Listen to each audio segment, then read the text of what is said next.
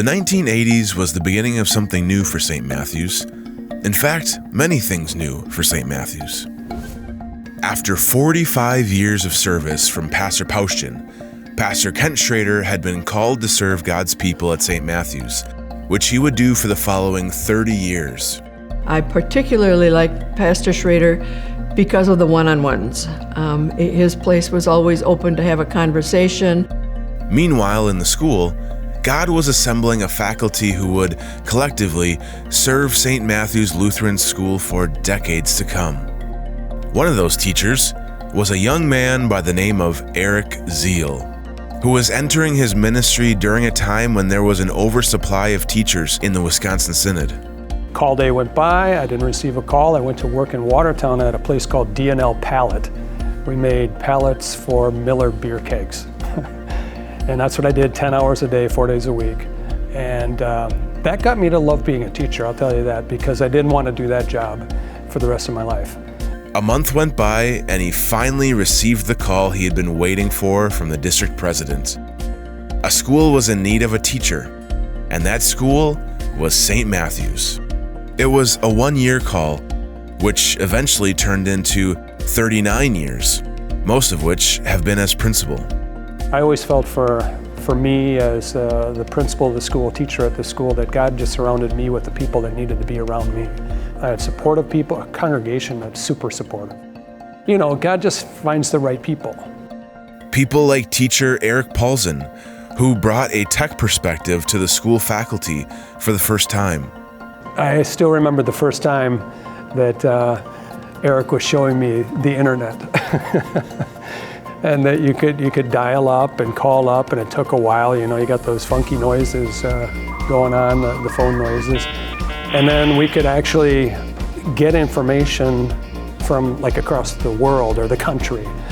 And it's like amazing, and we're just floored by it. Wow, this is so cool. No idea about what that would turn into, but maybe he did, I didn't. In addition to Mr. Paulsen and many other faithful teachers, Amy Mamro was called in the 1980s. She was originally called as a teacher and has, over time, developed into the reading specialist that many students have been blessed by today, as well as serving as the school's director of instruction beginning in the 2022-2023 school year.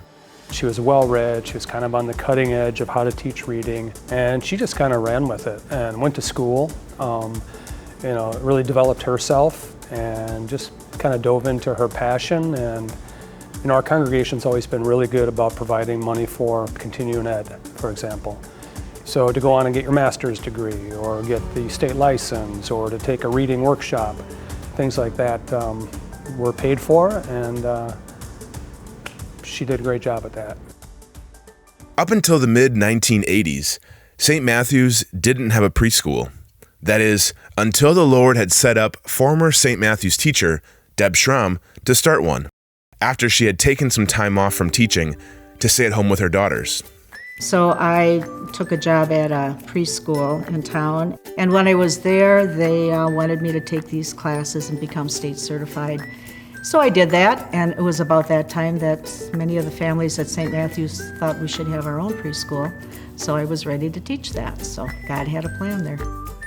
That was a big step for us because not everybody had a preschool. It was kind of a question of, should we have a preschool? Shouldn't the kids just be at home, and start school in kindergarten? It was almost a philosophical thing. Should we be doing a preschool? And yes, because the kids are going to go to preschool somewhere. Let's have them be in a Christian environment. In the final years of the 1980s, there had been discussions by the church council about what would be done about lightening the workload of Pastor Schrader. Well, the congregation was growing, and we did not have a business manager like we have George today. Pastor Schrader did everything.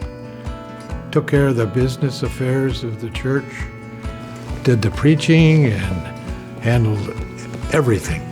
And it got to be too much for one pastor as St. Matthew's grew. During several years, while the church council evaluated how to best provide Pastor Schrader with some assistance, various vicars had come to serve at St. Matthew's, leading up to the church ultimately deciding to call an additional full-time pastor for the first time in its history. Pastor David Hine came to serve at St. Matthew's alongside Pastor Schrader. And these two pastors would shepherd God's people into a new decade of building bridges and making connections for Jesus.